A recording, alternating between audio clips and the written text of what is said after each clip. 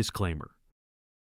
December 28th, 2024, silver touched $86 per ounce, the highest price in recorded history, breaking through resistance levels that technical analysts said were impossible just months ago. Traders who bought at $30 earlier in the year were celebrating gains that mutual funds dream about. Then, in less than 48 hours, the bottom fell out. By December 29th, silver had crashed 9% in a single trading session. Not a gradual sell-off, not a technical correction, a violent cascading collapse that wiped out billions in paper value before most Americans finished their holiday shopping. The biggest single-day drop in 5 years, and it happened when most of us were planning New Year's Eve parties, completely unaware that a perfect storm was forming in our financial markets. Here's where this gets interesting for anyone who owns silver, invests in precious metals, or simply wants to understand how our markets really work. This wasn't a natural sell-off. 3 separate mechanisms converged on the same 48-hour window, creating what regulators would call a liquidity event, and what the rest of us would call a controlled demolition. Let me walk you through what actually happened, because the official explanation, profit-taking after strong gains, only tells about 1/3 of the story. The first domino fell at the Chicago Mercantile Exchange. On December 29th, the CME announced an emergency margin requirement increase for silver futures contracts. Then your broker calls. You need $250,000 in cash by tomorrow morning, or your positions get liquidated automatically. And here's the brutal timing. This happened on December 29th, when trading volumes were already thin due to the holidays, when institutional desks were operating with skeleton crews, when liquidity had evaporated from the market. The people who could normally absorb selling pressure simply weren't at their desks. According to CME data, margin calls triggered forced liquidation across thousands of contracts. Picture a line of dominoes falling in fast motion. Each forced sale pushes the price lower, which triggers more margin calls, which forces more liquidation, which pushes the price even lower. Within hours, silver had dropped from $86 to below $78, and traders who thought they were sitting on retirement gains were suddenly facing catastrophic losses. But that was just the first mechanism. The second one involves a deadline that most Americans have never heard about, even though it's about to reshape global silver supply for years to come. On January 1st, 2026, tomorrow, as I'm recording this, China implements new export licensing requirements for silver and other critical minerals. You might have seen Elon Musk's tweet about this. This is not good. He wasn't exaggerating. These aren't minor bureaucratic changes. China is requiring exporters to meet strict production thresholds: 80 tons annually, $30 million credit lines, comprehensive environmental compliance documentation. According to industry estimates, roughly 80% of small and medium Chinese silver exporters can't meet these requirements. Why does this matter for our markets? China controls approximately 60-70% of global silver refining and export capacity. When January 1st arrives and smaller exporters can no longer ship product, industrial buyers around the world face immediate supply constraints. Companies like Tesla, Samsung, and solar manufacturers that depend on silver for manufacturing are suddenly looking at a market where 60% of supply is about to get restricted. So what did they do? They bought aggressively during the crash. While speculative traders were being forced to liquidate at $76, $74, $72, industrial buyers were placing massive orders through physical dealers. The premium spreads tell the story. Physical dealers were refusing to lower their premiums despite spot prices falling. Silver American Eagles were still commanding $12, $15 premiums over spot, and wholesale buyers were paying $8 tenor premiums for 1,000-ounce bars. That's proof the sell-off was concentrated in paper markets, while physical buyers saw opportunity. Think about the psychology here. If you're a procurement manager at a solar company, you know China's restrictions start January 1st. You're watching silver crash 9% in thin holiday markets, and you know this might be your last chance to secure supply at these levels before the export restrictions create a supply crisis. You are not thinking about technical patterns or trader sentiment. You're thinking about keeping your production lines running in 2026. Now here's the third mechanism, and this is where it gets really interesting for understanding how our banking system operates at year end. Major banks, particularly the institutions designated as global, systemically important banks under Basel III regulations, face a regulatory snapshot on December 31st every year. The Federal Reserve and international banking regulators assess their balance sheets on this specific date to calculate capital requirements for the entire following year. What does this mean in practice? If a GSIB bank is holding $1 billion in silver, classified as a volatile commodity asset, versus $1 billion in cash on December 31st, the capital requirements are dramatically different. Holding volatile assets increases their systemic risk score, which determines how much capital they must set aside throughout 2026. The Bank for International Settlements publishes these calculation methodologies, and banks know exactly how the math works. So in the final days of December, these institutions have a powerful incentive to convert volatile assets into cash. They don't care if silver is at $86 or $76. They care about lowering their regulatory burden for the next 12 months. And silver, with its 150% plus gains in 2025, is the perfect candidate for year-end profit-taking. Lock in massive gains, reduce balance sheet volatility, optimize capital requirements, all by December 31st. When you layer all three mechanisms together, the December 29-31 crash wasn't a mystery, it was mechanical. Margin calls forced leveraged speculators to liquidate into thin holiday markets. Industrial buyers accumulated physical metal before China's restrictions began. Banks dumped volatile assets to optimize their regulatory snapshots. Three separate systems, operating on a completely different logic, all creating selling pressure in the same 48-hour window. And here's what should grab our attention as investors. All three of these mechanisms are temporary. The margin calls get resolved. The regulatory snapshot passes. But China's export restrictions? Those are permanent, starting tomorrow. The supply side of this equation is about to change fundamentally, while the temporary selling pressure that crashed prices was entirely timing-based. The question isn't why silver crashed in late December. The question is what happens in early January when the mechanical selling pressure lifts, when margin covering is complete, when banks no longer need to optimize their December 31st balance sheets, and when the reality of China's export restrictions starts affecting global supply chains. We're about to find out if this was a genuine correction or a year-end regulatory anomaly that created a brief window of opportunity before supply fundamentals reassert themselves. You want to know if this was real or just another market story that sounds good but doesn't hold up under scrutiny? Let me show you the data that proves the December crash was paper market manipulation, while physical demand remained absolutely volcanic. Start with the premium spreads. In a normal market correction, when spot prices fall, premiums compress. Dealers lower their markups because demand softens and they need to move inventory. That's basic supply and demand. When prices drop, buyers wait for better levels, and dealers compete by cutting premiums. But that's not what happened in late December, not even close. Silver American Eagles were trading at $12.15 premiums over spot during the crash, according to wholesale dealer networks. These are the same premiums we saw when silver was at $86. The spot price dropped 9% in one day, crashed through support levels, triggered massive liquidation, and physical dealers didn't budge on premiums. Walk into a coin shop on December 30th trying to buy American Eagles at spot plus $5, and they'd laugh you out the door. The premium structure held firm because physical demand had never weakened. Go deeper into the wholesale market and the story becomes even more compelling.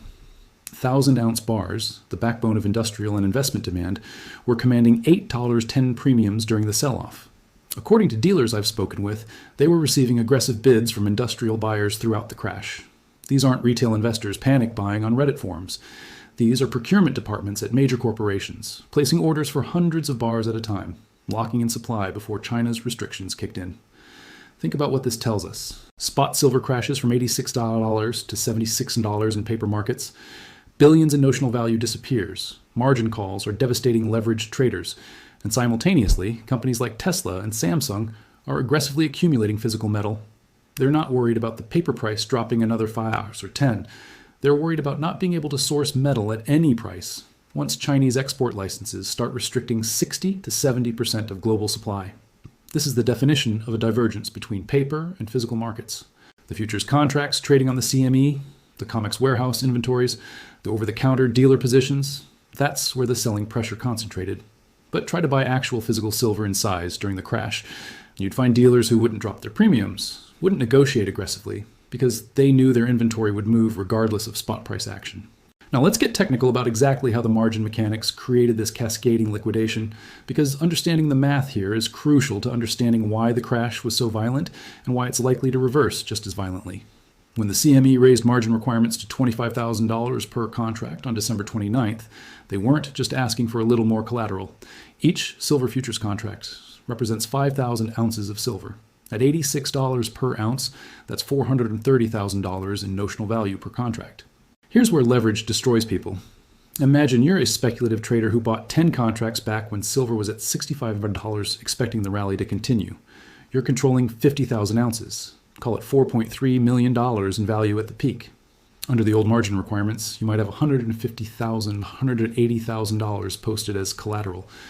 The position has made you wealthy on paper as silver climbed from $65 to $86, but You haven't closed it because you believe $100 is coming in 2026. Then December 29th happens. Your broker calls and says you need to post $250,000 by tomorrow morning. That's like $25,000 per contract times 10 contracts. You don't have an extra $70,000, $100,000 lying around in cash. Most traders don't. The whole point of futures is leverage. So what happens? Your broker liquidates your position automatically to meet margin requirements. Now multiply this scenario across thousands of traders. According to CME volume data, massive liquidation hit the market within hours of the margin announcement. And this wasn't happening in normal market conditions. This was December 29th and 30th, when liquidity was already thin due to holidays. The big institutional desks that usually provide liquidity and absorb selling pressure were operating with skeleton crews. Market makers weren't aggressive with their bids because they didn't want to accumulate large positions going into year-end with their own balance sheet constraints. So you had forced sellers meeting absent buyers in the thinnest liquidity conditions of the year. The result was predictable. Prices gapped lower, stop losses triggered, which created more forced selling, which pushed prices even lower. It's a liquidation cascade, and it is exactly what the CME's margin increase was designed to create. Reduce speculative positioning by forcing over-leveraged traders out of the market. But here's the critical insight. Margin calls don't change fundamental supply and demand. They change who holds the contracts. The silver didn't disappear, industrial demand didn't evaporate. The supply deficit didn't suddenly become a surplus. All that happened was leveraged speculators got forced out, and physical buyers stepped in to accumulate at lower prices before China's export restrictions began. Now let's talk about the year-end regulatory pressure that added fuel to this fire, because this is where most retail investors have no idea what's happening behind the scenes at major financial institutions. Basel III regulations, implemented after the 2008 financial crisis, require global systemically important banks to maintain specific capital ratios based on their risk-weighted assets. The Bank for International Settlements publishes these requirements, and they are not suggestions. They are mandates that determine how much capital banks must set aside to support their operations. Here's what matters for silver. These calculations happen based on balance sheet snapshots taken on December 31st each year.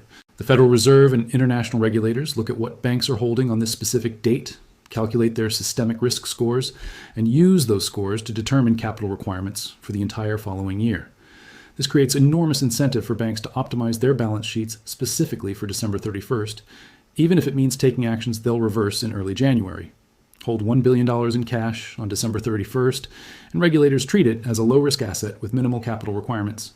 Hold $1 billion in silver, a volatile commodity that moved 150% in 2025, and regulators classify it as high risk, requiring significantly more capital to be set aside.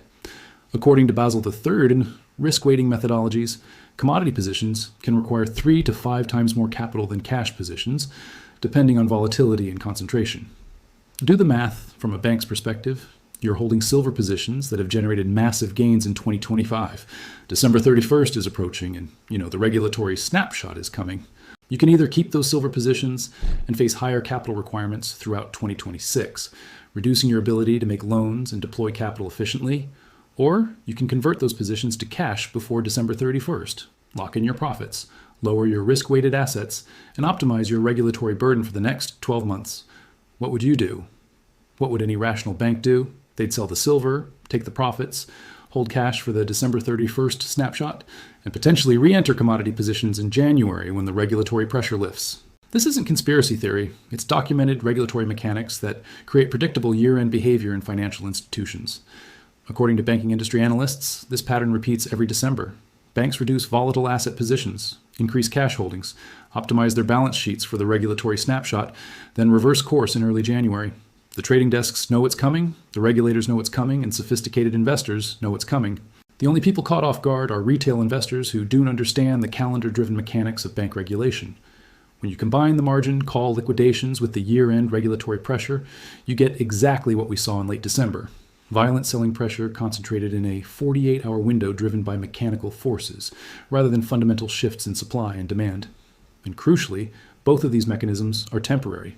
They resolve once margin coverage is complete and once the December 31st regulatory snapshot passes. The physical market knew this. That's why premiums held firm. That's why industrial buyers were aggressively accumulating. They understood that paper market liquidation was creating a brief window where spot prices disconnected from physical realities.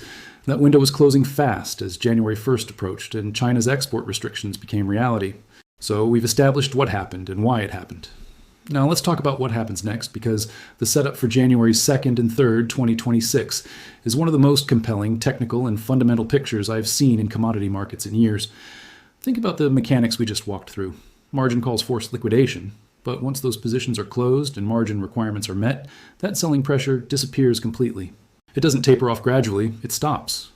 Banks dumped volatile assets for their December 31st regulatory snapshot. But on January 2nd, when markets reopen, that calendar-driven pressure is gone. The regulatory snapshot has been taken, capital requirements are set for 2026, and banks can re-enter commodity positions without affecting their scores. Meanwhile, China's export licensing restrictions went into effect on January 1st. Not proposed, not under consideration, active enforceable regulations that fundamentally change global silver supply dynamics. And here's what most people are not connecting. The mechanical selling pressure that crashed prices was temporary and calendar-based, while the supply restriction that should support prices is permanent and structural. According to Chinese government documentation, the new licensing requirements mandate that exporters produce at least 80 tons of silver annually, maintain $30 million credit lines, and provide comprehensive environmental compliance documentation. The China Non-Ferrous Metals Industry Association estimates that roughly 80% of small and medium-sized exporters cannot meet these thresholds. These aren't temporary barriers. These are capital requirements and production volumes that smaller operations simply don't have and can't quickly acquire. Let me put this in perspective. China processes and exports approximately 60 to 70% of global refined silver supply. If 80% of their exporters can no longer ship product internationally, you're looking at a 48 to 56% reduction in Chinese silver exports to global markets. That's not a supply disruption, that's a supply crisis. Industrial buyers who depend on Chinese metal suddenly face a market where more than half of expected supply is unavailable or trapped behind new regulatory barriers. What do you think happens to prices when industrial demand remains constant, but 50% of supply gets restricted? This isn't speculative, it's arithmetic. The Silver Institute already projected a 200 million ounce supply deficit for 2026 before these export restrictions were announced. That's the 5th consecutive year of deficits, meaning global inventories have been drawing down steadily since 2021. Now add export restrictions that could eliminate half of Chinese supply, and you're looking at a deficit that could exceed 400 million ounces if industrial demand continues at current levels. Here's where the technical setup gets really interesting. Silver crashed from 86 to 76 in a forced liquidation cascade during the thinnest liquidity of the year. Speculators who were overleveraged got wiped out. Weak hands sold. Banks took profits for year-end regulatory optimization. But starting January 2nd, when markets reopen with normal liquidity, all of that temporary selling pressure is gone, while a new wave of buying pressure emerges. Pension funds and institutional investors often deploy fresh capital allocations at the start of each quarter. January typically sees significant inflows into commodity positions as new money enters the market. These aren't leveraged speculators. These are long-term investors making strategic allocations based on fundamental outlooks. And what's the fundamental outlook for silver in January 2026? A supply crisis caused by Chinese export restrictions, meeting 5 years of consecutive deficits, and accelerating industrial demand from solar, electric vehicles, and electronics manufacturing. According to technical analysts tracking futures positioning, the December liquidation created a vacuum in long positions that will need to be refilled. When prices fell from $86 to $76, thousands of contracts were liquidated, but that silver still needs to reach end users. Industrial buyers still need metal for manufacturing. Solar companies still need silver for panel production. The demand didn't disappear, it just got postponed by the chaos of year-end liquidation. Think about the psychology of traders who were forced out at $76, $78. They didn't want to sell, they were forced to sell by margin calls. Many of them believe that silver is heading to 100 plus in 2026 based on supply fundamentals. What do you think they do when markets reopen with normal liquidity and the calendar-driven selling pressure lifts? They try to re-enter their positions. And this time they're competing with pension funds deploying January allocations, industrial buyers scrambling for supply before Chinese restrictions bite, and a market that's technically oversold after a 9% single-day crash. The pattern suggests a violent snapback to $80, $85 within 72 hours of markets reopening. Not because of speculation or hype, but because the selling pressure that created the crash was entirely mechanical and temporary, while the fundamental drivers that pushed silver to $86 in the first place, deficits, industrial demand, monetary debasement concerns, remain intact and are actually strengthening due to China's supply restrictions. But here's where we need to zoom out and look at the bigger mathematical picture for 2026, because what happens in early January might just be the beginning of something much larger. The Silver Institute's data shows annual supply deficits averaging 115 or 120 million ounces over the past 4 years. That means every year, global demand exceeds new mine production and recycling by this amount, and the difference gets made up by drawing down existing inventories. Think of it like a bank account where you're withdrawing more than you're depositing each year. Eventually, the account hits zero. According to industry estimates, total above-ground silver inventories available for industrial use are roughly 1.5 to 2 billion ounces. Sounds like a lot, until you realize that with 120 million ounce annual deficits, you're depleting 6 to 8% of total inventory every year. At this rate, without significant new supply or dramatic demand reduction, physical inventories mathematically hit critically low levels by Q3 2026. Now layer in China's export restrictions. If Chinese exports fall by 50% due to licensing requirements, and China was supplying 60 to 70% of global refined silver, you're removing another 400 million ounces from global markets in 2026.